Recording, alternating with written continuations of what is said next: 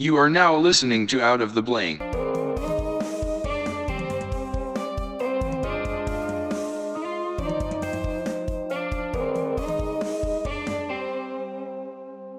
Welcome back to Sean. Hey, I'm here. What are we here talking about? Oh, man. Let's talk about some sports, man. We had some great fights over the weekend. Not so much about football. Golfing. I'm more of a combat sports guy. See, I keep trying to set myself out to watch sports, but it never happens. You just have to find something interesting. You know what I love about sports, and it's going to be a great kind of example so I can crack this drink open. A nice beer. Oh, yeah. Oh. Perfect. Sports time. Yeah. Sports, I love it. Nice cold beer. Chicken.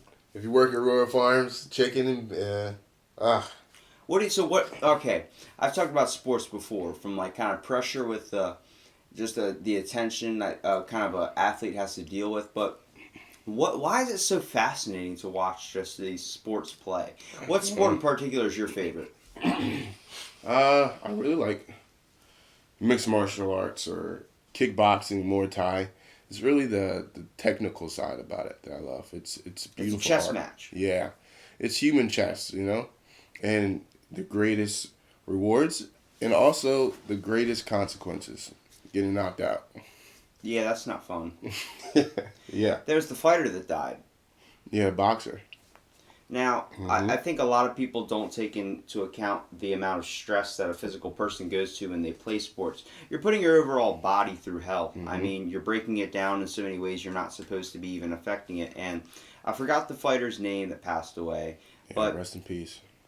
Like, they taught us that in Rocky. Like, yeah. You know what I mean? It was the whole thing. Like, don't push yourself to the point when you know you need to stop, but they do it. Sometimes that keeps you from greatness, but sometimes it's the best thing because your body naturally resets. It has a shutdown thing. If you fall right now and hit your head in a certain way, you're going to you could knock yourself out. Yeah. It's your body literally shutting down from it. Have you ever been knocked out?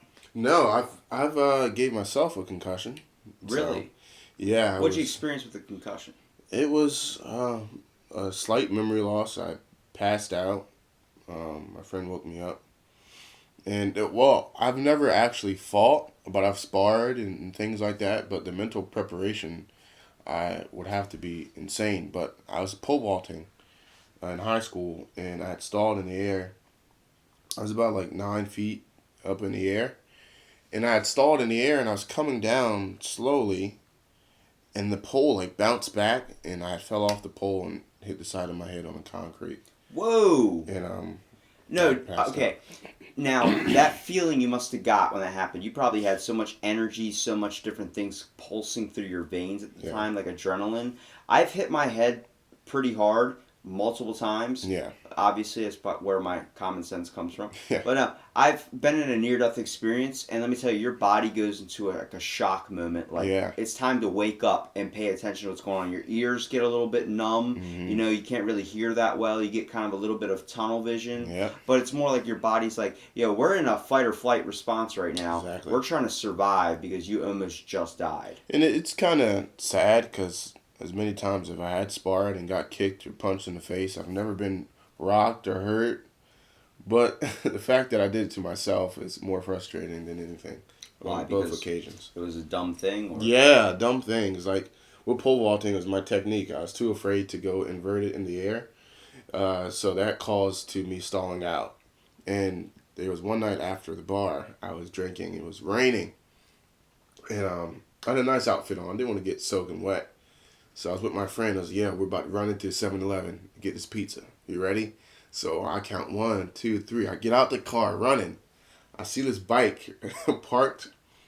I'm like, I'm about to jump over this bike. So I go to jump over the bike, and I lose my footing, and I slip, and I hit my head, back of my head on the concrete twice. And after that second one, I went out, and my friend had woke me up. I popped up like nothing happened. But I don't even remember how I got home. So we went to school with this girl. I remember playing dodgeball with her. I don't want to say her name. Her name's Haley. I don't know if you remember this. But there was a dodgeball game we were having. and she just randomly, like, I forgot she went to go, like, kind of jump and cap something, and She got her hit in the feet face. went out from under her, Oh, and she banged her head right off the gym floor. jeez. And you just heard this pop, and everyone stopped. Yeah. And I mean, that was enough I felt that shit. And I was Yeah. like, damn. And she was like, almost had to go to the hospital. Like, Mhm. she ended up going home and not coming to school for a couple weeks. She had a concussion. And I was like, that happened in 8th grade. Yeah. You know, kids are doing shit. Like, when you're a kid, when you're young, people always give you the example. You're invincible, basically, because you can take a severe amount of pain and come right back from Yeah. it than you could if you were older.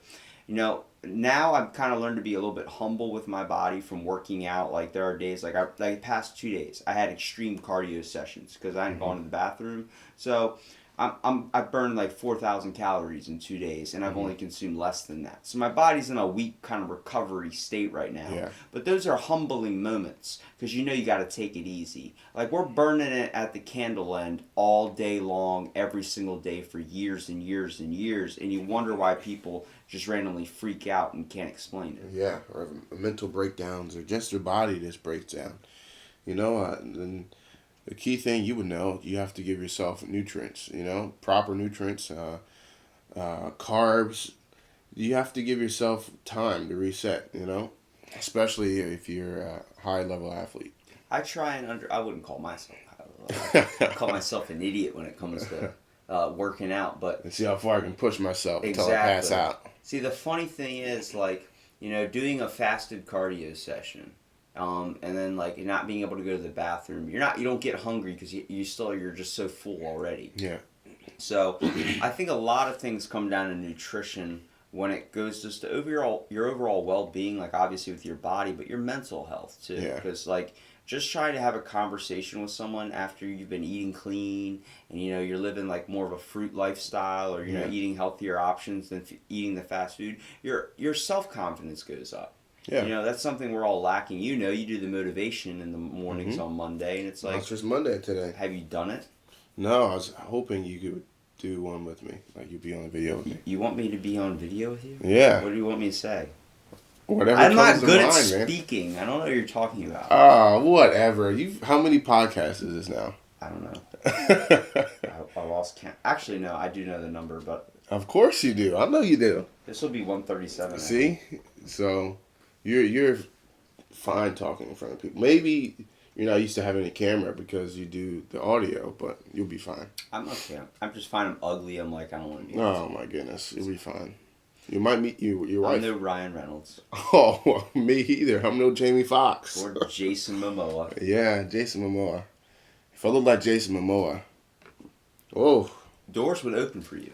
oh yeah, I would be in You Hollywood would right now. open up to the realm of sports. I guarantee you, he probably barely plays sports, but everyone's like, this guy plays massive amounts of football. Yeah. This guy's life is just set out for him. Yeah, I mean, this looking at certain body builds like that, like God, man, what do I have to do to get like that? You know, You know what well, you fascinates just have to accept who you are and what you have, and You know look what at that. you know what fascinates me is the fact that we are all so different when it comes to our bodies. Like, we might have the kind of a little bit of the same shape, but they're so fucking unique, man. Yeah, Like, just looking at someone being like, yo, you're like, did you hear about Hulk Hogan? How he's lost like 4 inches of height since before he started WWE and doing all the wrestling. yeah, Because his finisher, he would land right on his ass. Like, he did this leg drop, yeah.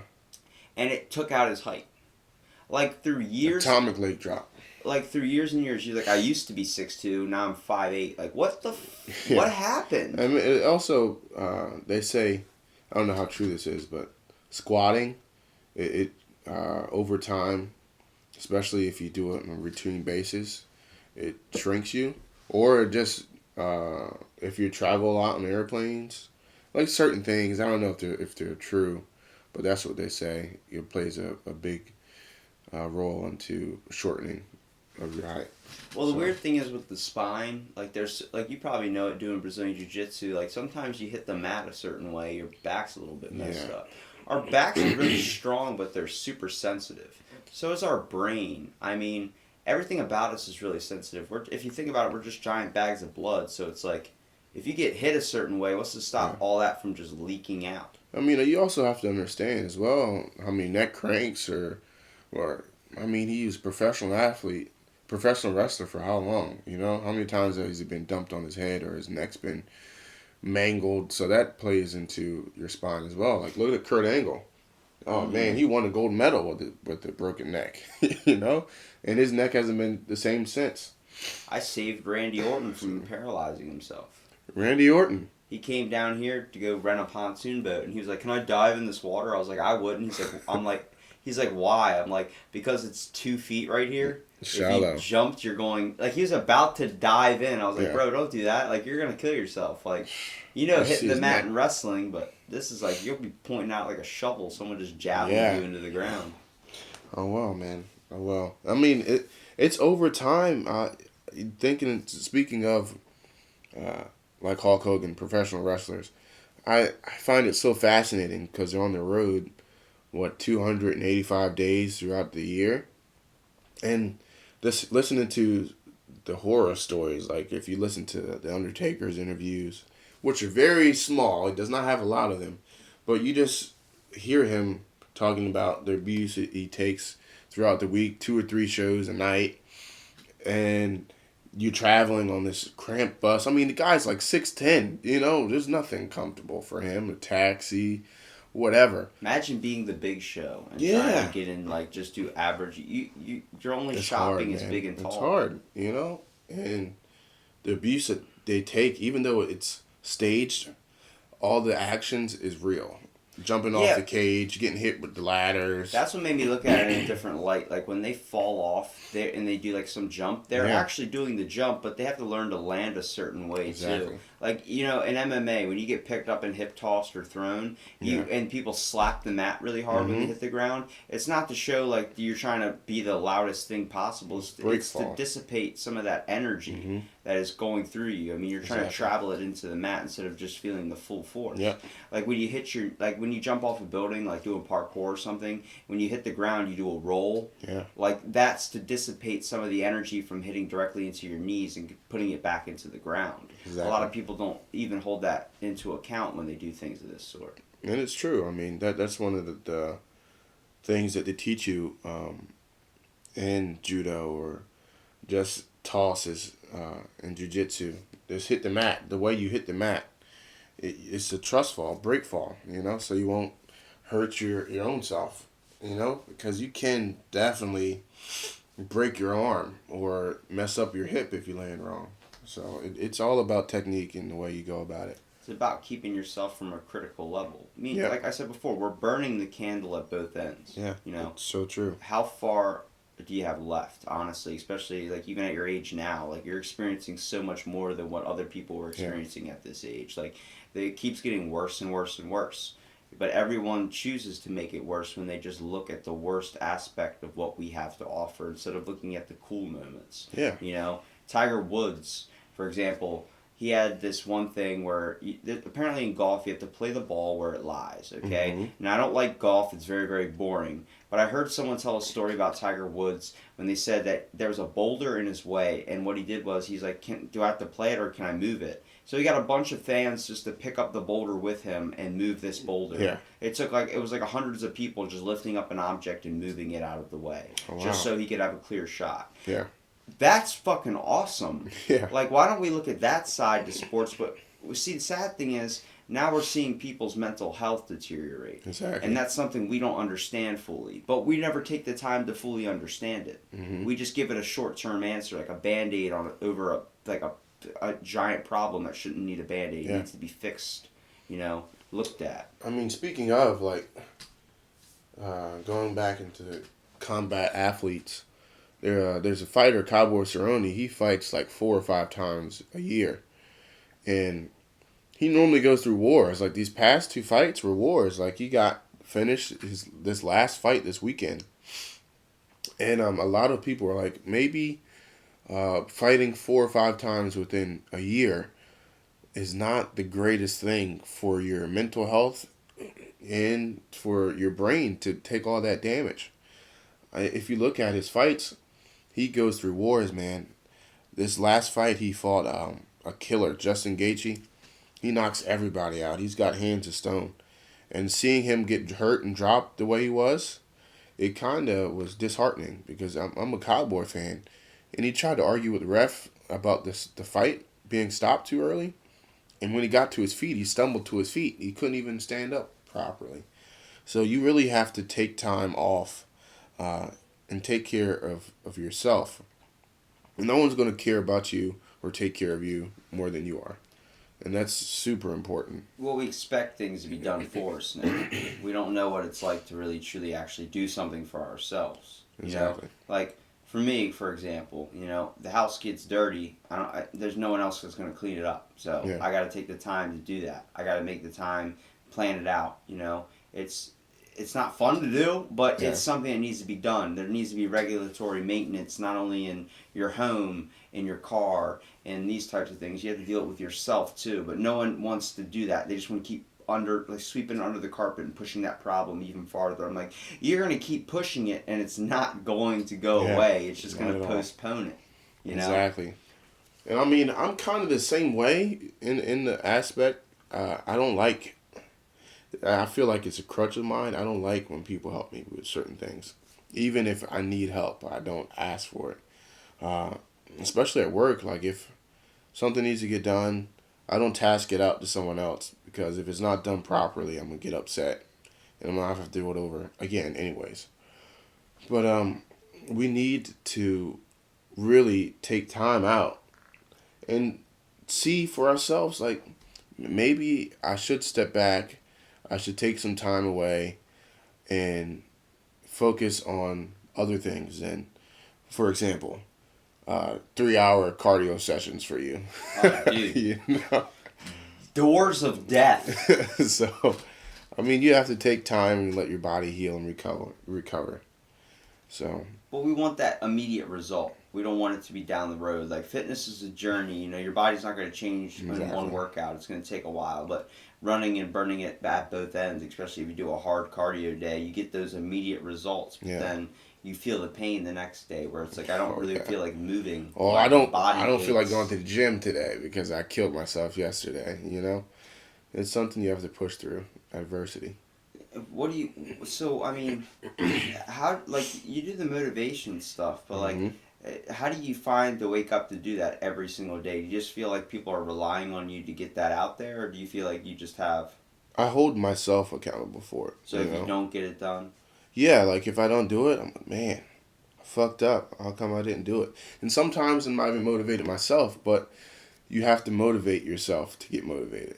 It's pretty common. False motivation is better than no motivation. Well, I've talked to podcasters that they hang out with friends in podcasts and they feel required to meet on this day and do this, and that's how they connect nowadays. Because nowadays, you just walk in your house, you just want to go to bed. You don't want to go over to your buddy's house anymore. You just want to get the day over with and just bring it on to the next. And they use that as a form of, like, we got to hang out this day. This has got to happen. So everyone feels required to show up, and then they don't feel like they're being held accountable anymore because they're having fun, they're talking. Exactly. People just they choose the safe option. I don't like it.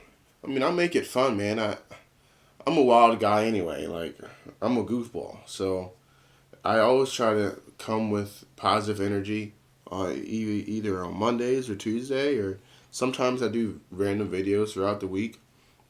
I mean, I've gotten a couple messages from some of my friends. Michael Tingle, he's one of my friends, and he was like, hey man, I just want to let you know I watch your videos on the daily, and it really helped me get through my day. And I was like, oh man, that really helped, helped me out. There's just another female, close friend of mine. She's lost almost 60 pounds now she said listening to my motivational videos really helped her get motivated to go out there and lose the weight.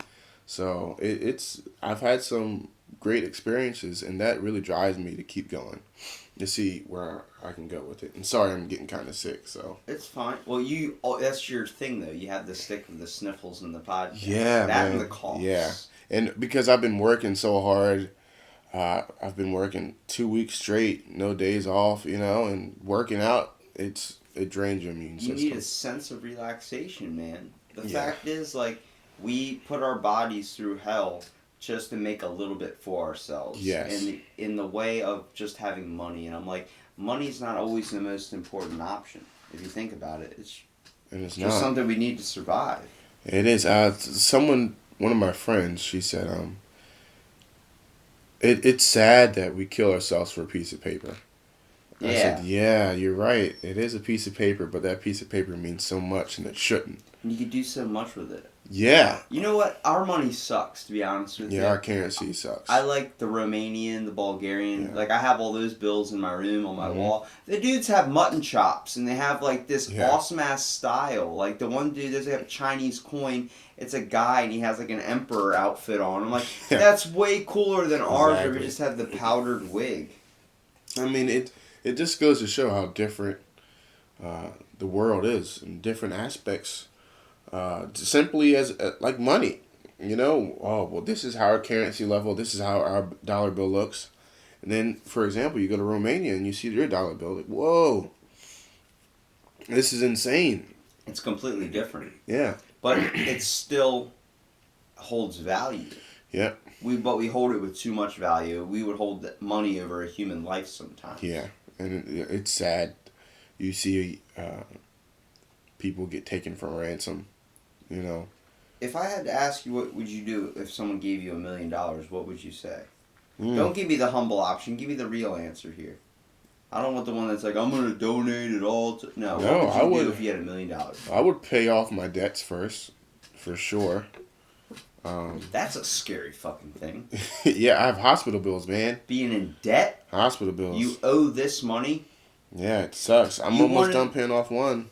You want to know what's crazy about the medical industry and why I don't trust it? I hate the medical So I went to industry. Johns Hopkins probably about 2 years ago, 3 years ago, getting these blood tests run. They lost 18 vials of my blood and never sent any results over to my doctor over here. Then we didn't hear about them for a very long time. No one came to us with a bill. Mm-hmm. So I got something in the mail 2 years ago that said I could sue for malpractice because Johns Hopkins messed up. There was an attorney. I just got another one not even a week ago.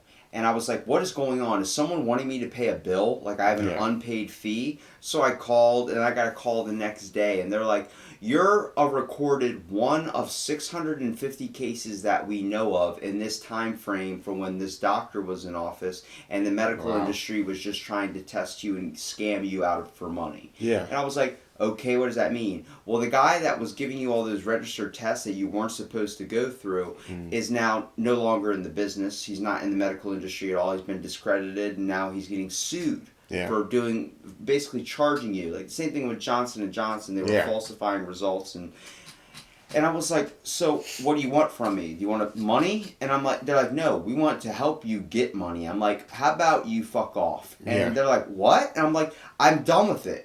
It's in the past. Let it be. If you think me going up against a giant place like Johns Hopkins, I'm gonna win. Come on definitely now. gonna lose that. It's buddy. like that's more money than it's worth.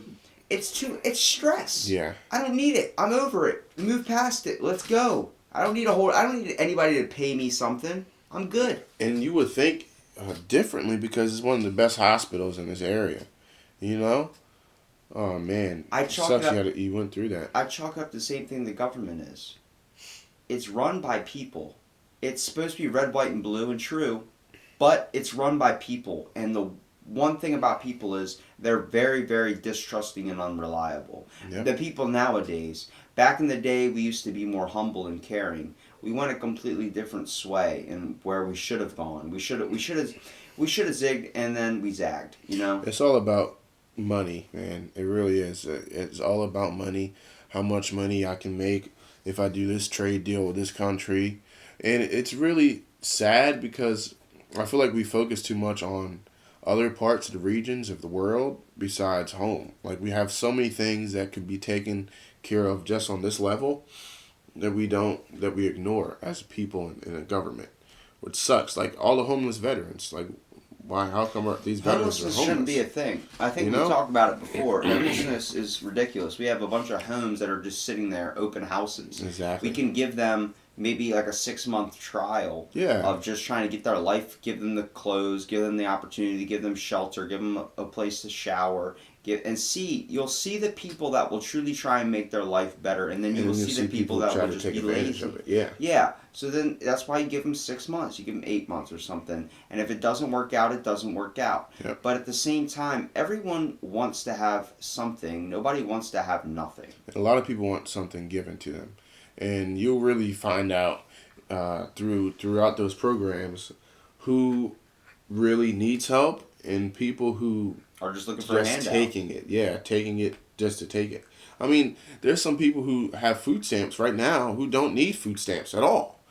You know, they're making a decent wage, but they haven't changed their file or whatever, so they're still receiving this insane amount of money for food stamps, and it's not fair to people who really need them. And you see it a lot, man. You see it a lot, especially around here in this area. It's not fair.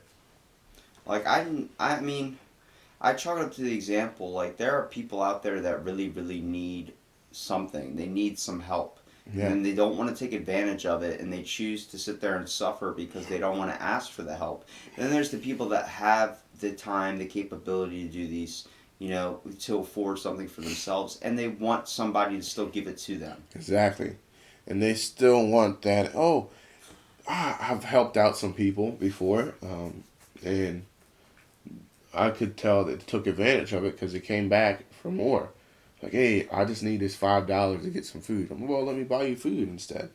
No. I just need that $5.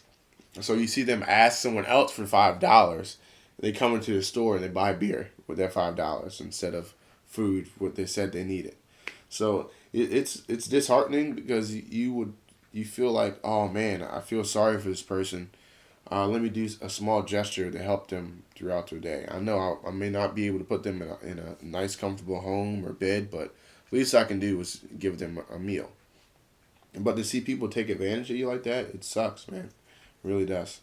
What does that highlight about people? Does it highlight that experiencing bad times can turn you into something bad, or is experiencing bad times can sometimes be the humbling moments? I don't know. For some people, it can be very humbling.